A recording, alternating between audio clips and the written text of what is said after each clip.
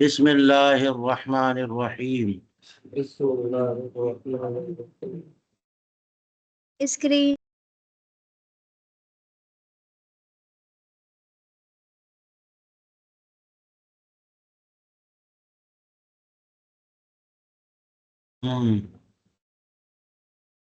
قولہ ولعل، اس کو سمجھنے کے لیے اوپر متن دیکھیے۔ فرمایا ولعل کراہت تکرارہ فی مجلس تنزیہیۃ۔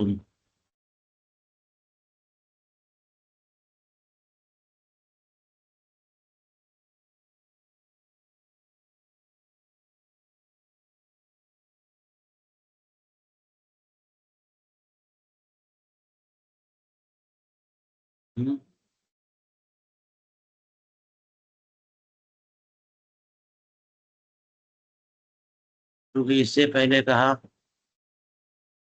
لا باس بہ،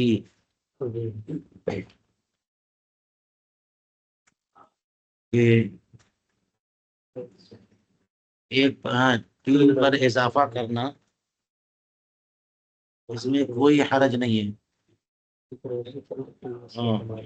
دو نیت بتائی تھی، قصد طمانینت کے لیے یا پھر یہ وضو کی نیت سے اگر کوئی اضافہ کرے تو کوئی حرج نہیں ہے۔ تو لا باسا بہی میں حرج کی نفی کر دی حالانکہ اور کتابوں میں اس کو مکروہ قرار دیا گیا۔ یہ کیسے ہے کہ جو چیز مکروہ ہے وہ لا باسا بہی بھی ہو؟ اسی کی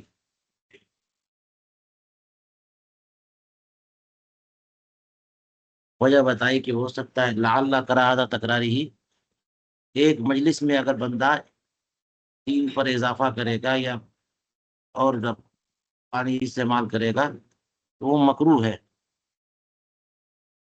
تو کہہ رہے کہ اس کی تکرار کی کراہت ایک مجلس میں یہ تنزیہیہ کراہت ہو، لیکن کراہت تنزیہیہ ہو تو اسے لا باس بھی کہنے میں بھی کوئی حرج نہیں ہے۔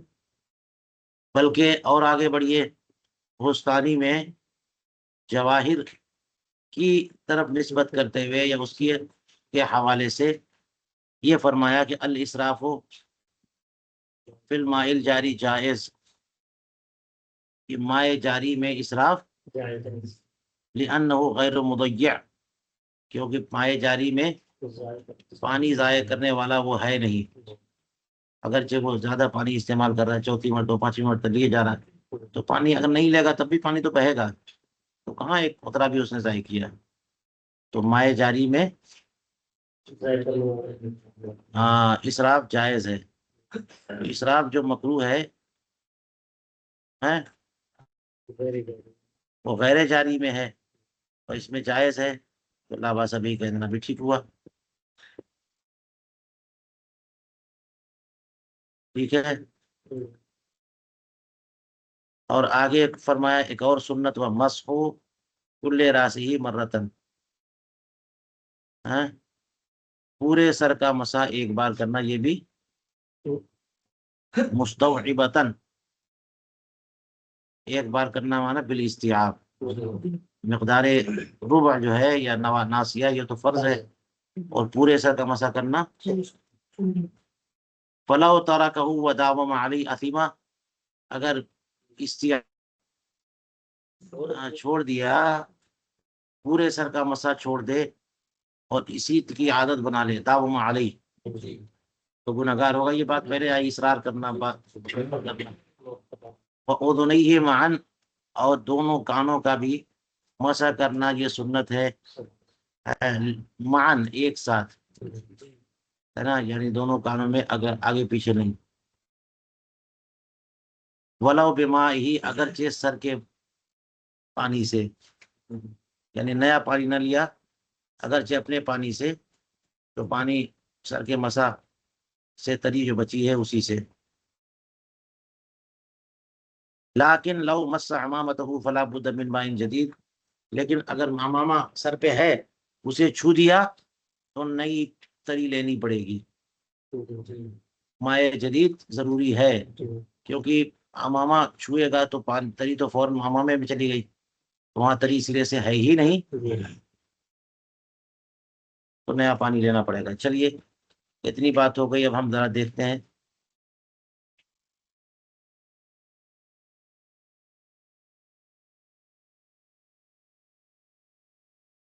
کہتے ہیں قولہ ولعل کراہت تکرارہ تنزیہیۃ فی مجلس تنزیہیۃ جواب عما اوردہ فی البحر من ان قولہم البحر الرائق میں جو ایراد ہے، جو اعتراض کیا، اس کا یہ جواب ہے۔ کیا اعتراض کیا؟ کہ فقہا کا یہ کہنا لو نوى الوضوء على الوضوء لا باس به، یہ تو السراج الوحاج کی عبارت کے برخلاف، کے خلاف چلا گیا۔ انہوں نے یہ کہہ دیا فقہا نے کہ اگر 3 پر اضافہ کرتا ہے وضو اور وضو کی نیت سے تو اس میں کوئی حرج نہیں، اور السراج الوحاج میں ہے کہ ایک مجلس میں 3 پر اضافہ کرے گا تو مکروہ ہے۔ یہ دیکھیے ایک مجلس میں 3 پر تکرار کرے، اس پر تکرار کرے تو مکروہ ہے۔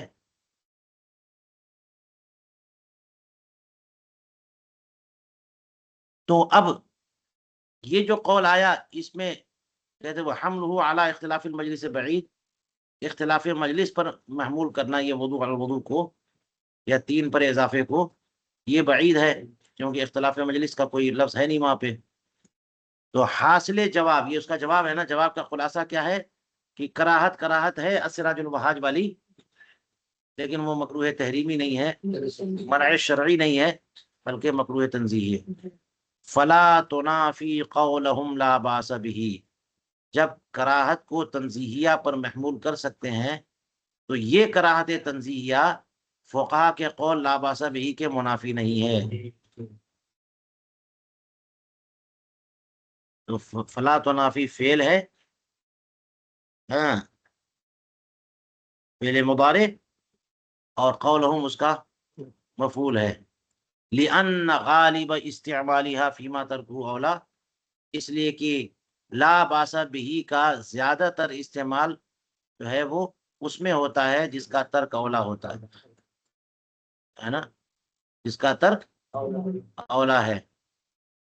تو اس لیے جب اس کا ترک اولا ہے وہ خلاف اولا، تو کراہت تنزیہی بھی خلاف اولا، کراہت تنزیہی بھی خلاف اولا، اس کا استعمال بھی خلاف اولا میں۔ اقول، اس پر علامہ شامی کہتے ہیں وفی ھذا الجواب نظر، یہ جواب محل نظر ہے۔ وجہ وہ جو ہم نے پہلے بیان کر دی کہ تعلیل جو فقہا نے کی ہے وہ تو نور علی نور کی کہہ دی ہے، وہ خلاف اولا تھوڑی ہے، وہ تو مندوب و مستحب ہے، ہیں؟ خلاف اولا کہہ رہے لا باس به کا استعمال خلاف اولا میں ہے تو مکروہ تنزیہی بھی کوئی حرج نہیں ہے۔ تو کہتے ہیں کہ اس میں نظر ہے، کیونکہ تعلیل یہ کی ہے کہ وضو علی الوضو نور علی نور ہے، اور نور علی نور والی تعبیر جو ہے یہ مندوب میں مستعمل ہوتی ہے، لا باس به والی تعبیر خلاف اولا میں مستعمل ہوتی ہے، نور علی نور والی مندوب میں مستعمل ہوتی ہے۔ لا فیما ترکہ لا، نہ کہ نور علی نور والی ترکیب خلاف اولا میں مستحب ہو، اس میں جس کا ترک اولا ہو۔ تو اس لیے بہتر جواب یہ نہیں ہے، بہتر جواب وہ ہے جو ہم نے النحر الفائق کے حوالے سے بیان کیا۔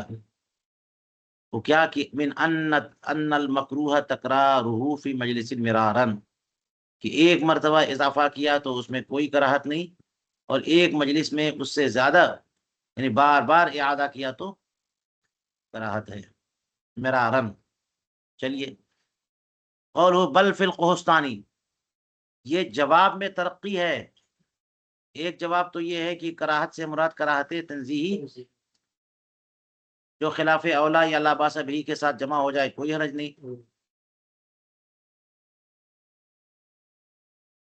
تو کہتے ہیں بل کہہ کر کے جواب میں جو ترقی کی ہے کیا وہ مخالف لما سیاتی من ان الاسراف مکروہ،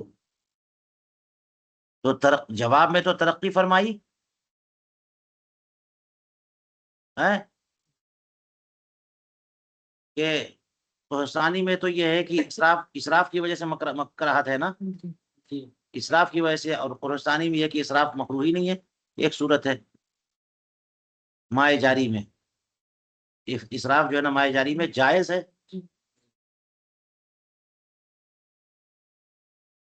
کہتے ہیں وہ مخالف لما سیاتی، یہ بات جو ہے مخالف ہے اس کے جو ابھی آگے تفصیل آتی ہے کہ اسراف مکروہ ہے. یہاں پہ کہہ دیا کوہستانی کے حوالے سے کہ اسراف مائے جاری میں جائز ہے، اور بات آگے آتی ہے کہ اسراف مائے جاری میں بھی جائز نہیں ہے، مکروہ ہے. من ان الاسراف مکروہ ولو بماء النہر، یہ دیکھ لیجیے ولو بماء النہر کا نا مائے جاری تو ہے. ولذا قال تأمل، اسی لیے تو انہوں نے تأمل کہا. ویأتی تمام الکلام علیہ، اور پوری گفتگو تبھی آئے گی جب ابھی ہم کہیں گے ہے نا آگے. مطلب قد یطلق الجائز علی ما لا یمتنع شرعا فیشمل المکروہ. تو اب یہ ایک ٹائٹل دے دیا انہوں نے کہ جائز کا اطلاق بھی اس میں ہوتا ہے جو ممنوع شرعی نہیں ہے، اور مکروہ تنزیہی ممنوع شرعی نہیں ہے، تو اس کو بھی شامل لفظ جائز. کہتے وقت یقال اطلق الجائز واراد به ما یعم المکروہ. لفظ جائز کا یعنی یہ کہا ہے نا کہ مکروہ وہ اسراف مائے جاری میں جائز ہے، اور آگے کہا کہ اسراف مکروہ ہے مائے جاری میں. تو جائز کا لفظ جو نا ایسے معنی میں استعمال کرے جو مکروہ کو بھی شامل ہو. وہ ارادہ بما یعم المکروہ. تو کہتے ہیں ففی الحلبہ عن اصول ابن الحاجب انہ قد یطلق ویراد به ما لا یمتنع شرعا، ہے کہ لفظ جائز کا اطلاق اس میں ہو جو ممنوع شرعی نہیں، بول دیا جائے جائز اور مراد لیا جائے وہ جو ممنوع شرعی نہیں. تو لا یمتنع شرعا تو شامل ہے مباح کو بھی، مکروہ کو بھی، مندوب کو بھی، واجب کو بھی، ہے نا. حرام نکل گیا، مکروہ تحریمی نکل گیا جو ممنوع شرعی ہے، اور جو ممنوع شرعی نہیں وہ جائز میں شامل ہے. تو مباح شامل اس میں آیا، اور مندوب بھی آیا، واجب بھی آیا، مکروہ بھی آیا، لیکن مکروہ وہ جو مکروہ تحریمی نہ ہو. تو لفظ جائز جو ہے نا مباح، مکروہ، مندوب، واجب سب میں آ گیا. واجب کیسے آ گیا اس میں؟ حالانکہ اس لیے کہ ممنوع شرعی نہیں ہے، حالانکہ معمور شرعی ہے، وہ مطلوب شرعی ہے، وہ ممنوع شرعی نہیں ہے وہ. انتہا. کہتے ہیں لیکن الظاہر ان المراد المکروہ تنزیہا، یہ جو یشمل المباح والمکروہ کہا ہے نا، تو ظاہر یہ ہے کہ لفظ مکروہ سے کون سا مکروہ مراد ہے؟ لأن المکروہ تحریما ممتنع شرعا منعا لازما، اس لیے کہ مکروہ تحریمی یہ ممنوع شرعی ہے، اور وہ بھی منع لازم. یہ واجب کے مقابلے میں واجب کرنا ضروری، مکروہ تحریمی بچنا ضروری. چلیے یہ بات بھی ہو گئی. اب یہ سب باتیں ذہن میں رکھیں تو اندازہ ہو جاتا ہے کہ کیسے کیسے اطلاقات ہوتے ہیں اور اس کو کیسے سمجھنا چاہیے. یہاں پر کوہستانی میں جواہر کی طرف نسبت کرتے ماضین، تو یہاں لفظ ماضی کی تصریف اور تحلیل صرفی کر رہے ہیں، تعلیل صرفی. ماضین جو ہے یہ معطل واوی ہے یا معطل یائی؟ عزا یعزو معطل واوی، اور عزا یعزی معطل یائی. تو معزین کی تصریف قولہ معزین یقال عزوتہ وعزیتہ، دونوں عزوتہ معطل واوی اور عزیتہ لغوی معنی جو ہے نا یہ لوگ بولتے ہیں لغت میں اذا نسبتہ، جب آپ کسی کو کسی کی طرف منسوب کرو گے تو عزوتہ یا عزیتہ. صحا ایک لغت ہے، قاموس ہے، اس میں یہ ہے کہ عزوتہ وعزیتہ. فہو اسم مفعول من الیائی اللام، یائی اللام یعنی لام کلمے کی جگہ یا ہے نا، اس سے اس میں مفعول بنا، ٹھیک ہے. تو معزین ازا یازی یا اللام ہے نا. تو اصل میں جیسے مفعولن ہے تو معزوین، معزیون میں تبدیل تعلیل ہوئی تو معزوین.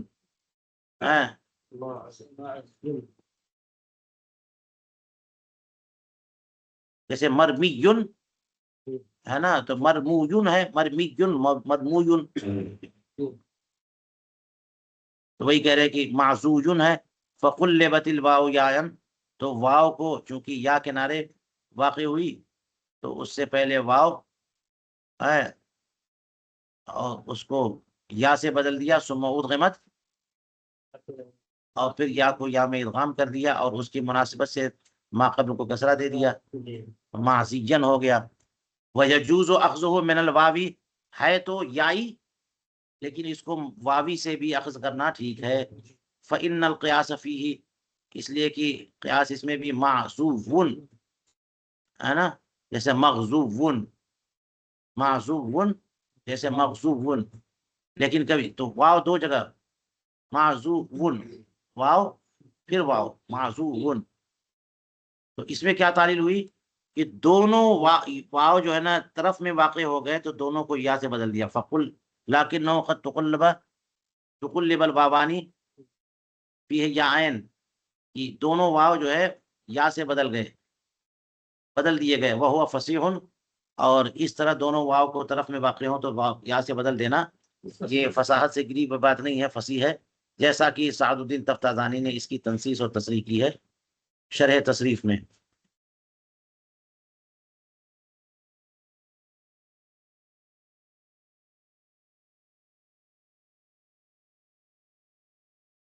تو اب یہ بتایا تھا کہ مائے جاری میں اسراف یہ جائز ہے، اس کی تفصیل آئے گی، ہو سکتا ہے کہ مکروہات میں آئے آگے کہا وہ مسح کل راسی مرتن، پورے سر کا مسح کرنا یہ بھی کیا ہے، ایک بار سنت ہے. مرتن لو قال بدلہ بماء واحد، مرتن کہنے کی جگہ اگر یہ ماء واحد کہتے تو یہ زیادہ بہتر ہوتا، بماء واحد، کیونکہ کلہ راسی تو کہہ دیا نا انہوں نے پورا سر. کما فی المنیا لکان اولا لما فی الفتح، اس لیے کہ فتح القدیر میں ہے روى الحسن عن ابی حنیفہ فی المجرد، ہے نا، مجرد نامی کتاب میں یہ روایت موجود ہے. امام ابو حنیفہ سے روایت کیا امام حسن ابن زیاد نے، اذا مسح ثلاثا بماء واحد، یہ دیکھ لیجئے بماء واحد کا کما فی المنیا لکان اولا ہیں، جیسا کہ منیا میں ہے تو یہ بہتر ہوتا. ایک روایت میں اذا مسح ثلاثا، 3 بار مسح کرے مگر ایک ہی پانی سے، تو تسلیس ہوگی بھی نہیں. اس وجہ سے کہ فتح القدیر میں ہے روى الحسن عن ابی حنیفہ فی المجرد اذا مسح ثلاثا بماء واحد کان مسنونا، فتح القدیر میں ہے کہ یہ مسنون نہیں تھا. اور اسی پر محمول کیا ہدایہ میں اور دیگر کتابوں میں وہ جو امام شافعی سے تسلیس والی روایت آئی کہ اصل میں مسح راس میں تسلیس کی کوئی روایت نہیں ہے، لیکن وضو کے لیے تسلیس کی روایت ہے کہ تمام وضو میں تسلیس سنت ہے. تو امام شافعی نے اس کو عام کرتے ہوئے مسح راس پر بھی محمول کر دیا، تو مسح راس میں بھی تسلیس سنت ہے. تو جو امام شافعی سے تسلیس مس جو ہے وہ مروی ہے، وہ اس کا یہی معنی میں لے لیا جائے کہ ایک پانی سے، تسلیس مس کا معنی ایک پانی سے. تو بعض سر کا مسح کیا ایک بار، اور پھر بعض کا دوسری بار، اور بعض کا تیسری بار، تو ہو گیا تو 3 بار ہو گیا. یا ایک ہی بار مسح کیا پھر اسی کا دوبارہ پھر تیسری مرتبہ، تو جب ایک بار مسح کر چکے تری استعمال ہو گئی تو وہ تو تری ختم ہو گئی، دوبارہ کیا تو استیعاب کے لیے کر لیا دوبارہ سے بارہ. جمعا بین الاحادیث، احادیث کے درمیان جمع و توفیق اور تطبیق کے طور پہ، ہے نا، کہ ایک جگہ جو فرمایا کہ وضو جو ہے 3 بار کرنا ہے سارے کام، تو اس میں یہی مطلب ہے کہ ایک ہی پانی سے. ولا يقال ان الماء يصير مستعملا بالمرة الاولى فكيف يسن التکرار، یہ نہ کہا جائے کہ پہلی بار جب مسح راس کریں گے تو پانی تو مستعمل ہو گیا، تو تکرار کیسے مسنون؟ 3 بار جو ہے سر کا مسح کرنا کیسے پایا جائے گا؟ یہ سنت ہے فتح القدیر میں جو ہے. تو اس کا جواب کہتے ہیں کہ شرح منیہ میں جو لکھا کہ من انہم اتفقوا علی ان الماء ما دام فی العضو لا یکون مستعمل، تو پانی تو مستعمل انفصال کے بعد ہوتا ہے نا، تو ایک بار جب مسح کر لیا تو تری تو استعمال ہو گئی. اگر کچھ بھی تری باقی ہے تو وہ جو تری باقی ہے نا ابھی مستعمل نہیں کہہ سکتے، کیونکہ جدائی کے بعد اس کو مستعمل. شرح منیہ میں ہے کہ فقہا کا اتفاق ہے کہ پانی جب تک عضو پر رہتا ہے مستعمل نہیں ہوتا. کہتے قولہ مستوعبتاً، سر کا مسح کیسے؟ استیعاب کرتے ہوئے، یہ بھی سنت ہے. کما جزم بھی فی الفتح، جیسا کہ فتح القدیر میں اس پر جزم کیا اور کنیا سے پھر نقل کیا کہ اذا داوم علی ترک الاستیعاب بلا عذر یأثم، کہ اگر استیعاب کے ترک پر مداومت کرے تو گناہگار ہوگا. تو استیعاب کی سنت ہے، پورے سر کا مسح کرنا یہ سنت ہے. استیعاب میں کہ ایک ذرہ بھی نہ بچے، ایک حصہ بھی نہ بچے، ایسا استیعاب جو ہے یہ سنت ہے. قال وكأنه لظهور رغبته من عن السنة.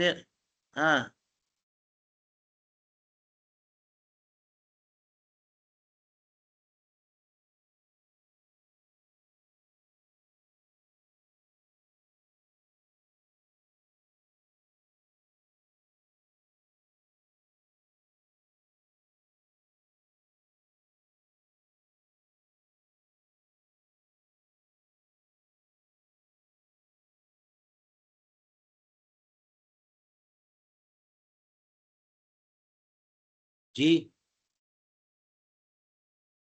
اچھا، یہ فتح القدیر کی ہی بات ہے کہ قرنیہ سے نقل کیا کہ اگر استیعاب چھوڑے اور بلا عذر چھوڑے اور مداومت کرے ترک استیعاب پر تو یہ گناہگار ہوگا. تو گناہگار کس وجہ سے ہوگا؟ کأنہ لظہور رغبتہ عن السنہ، کہ جب مسلسل اس کو ترک کر رہا ہے تو گویا کہ سنت کو نظر انداز کر رہا ہے، اس کی جو ہے نظر بے رغبتی ظاہر ہو گئی. چلیے امام فخر الدین زیلعی نے جو ہے کیا فرمایا سر کے مسح کے تعلق سے استیعاب کے حوالے سے؟ فرمایا وَتَكَلَّمُوا فِي كَيْفِيَةِ الْمَسْحِ، ہمارے فقہا اور علماء نے مسح کی کیفیت کے بارے میں جو گفتگو کی ہے وہ بیان فرمایا. والازہر، کی فرمایا کہ سب سے بہتر ظاہر ترین طریقہ یہ ہے کہ ان یضع کفیہ واصابعہ علی مقدم راسہ، کہ دونوں ہتھیلیاں اور اپنی انگلیاں بھی، تو کچھ نہیں بچا، دونوں ہتھیلیاں اور انگلیاں یہ مقدم راس سر کے اگلے حصے پر رکھے اور قفا کی طرف انہیں کھینچے. وَيَمُدَّهُمَا إِلَى الْقِفَا، قفا تو گدی ہے نا پیچھے کی طرف، عَلَى وَجْهٍ، اس طور پر کھینچے يَسْتَوْعِبُ جَمِيعَ الرَّأْسِ، کہ پورے سر کا استیعاب ہو جائے. دیکھیے کیفیت مسح بیان کر رہے ہیں، اس میں استیعاب لائے نا. ثم يمسح اذنيه باصبعيه، اور پھر اپنے دونوں کانوں کا مسح کرے دونوں انگلیوں سے. یہ ہو گئی کیفیت مسح، اس میں استیعاب ہے. وما قیل من انه يجافي المسبحتين والابهامين ليمسح بهما الاذنين والكفين ليمسح بهما جانبي الراس خشية الاستعمال، فقال في الفتح لا اصل له في السنة. اور یہ جو کہا گیا ہم لوگ کرتے ہیں کہ دونوں شہادت کی دونوں انگلیاں اور انگوٹھا یہ الگ رکھنا، اور ہتھیلی اور 3 انگلیوں کو جما لیا ہے، تو کہتے ہیں کہ یہ جو کہا گیا یجافی المصبحتین، دونوں شہادت کی انگلیاں الگ رکھے گا، اور ابہامین دونوں انگوٹھے بھی دونوں بچائے رکھے گا، کیوں؟ تاکہ اذنین کا مسح جو ہے ان سے کرے۔ تو جب سر کا مسح کر چکے گا تو مصبحتین سے کان کا اندرونی حصہ اور ابہامین سے کان کے پچھلا حصہ، والکفین، اور کفین کا بھی کچھ حصہ جو ہے وہ باقی رکھے گا، لیمسح بہما، تاکہ کفین سے سر کے جانبین کو کا مسح کرے گا۔ تو سر کا سامنے کا حصہ مسح کر لیا، اب جانبین باقی رہ گیا تو کفین سے۔ یہ جو کہا گیا، اور کیوں الگ رکھے گا؟ خشیت الاستعمال، کہ یہ حصہ مستعمل نہ ہو جائے، طری مستعمل نہ ہو جائے۔ تو یہ علامہ کمال الدین ابن حمام کہتے ہیں یہ جو طریقہ بتایا گیا ہے فتح القدیر میں فرمایا کہ اس کی کوئی اصل نہیں ہے سنت میں، کیونکہ انفصال سے پہلے استعمال ہوتے نہیں ہے، تو کیسے استعمال ہو جائے گا؟ اس کو استعمال کر لگے تو لأن الاستعمال لا يثبت قبل الانفصال، اس وجہ سے اس کی کوئی اصل نہیں ہے۔ والاذنان من الراس، اور دونوں کان جو ہے وہ سر ہی کا حصہ ہیں، اس کا بھی مسح کرے گا تو اسی میں سے۔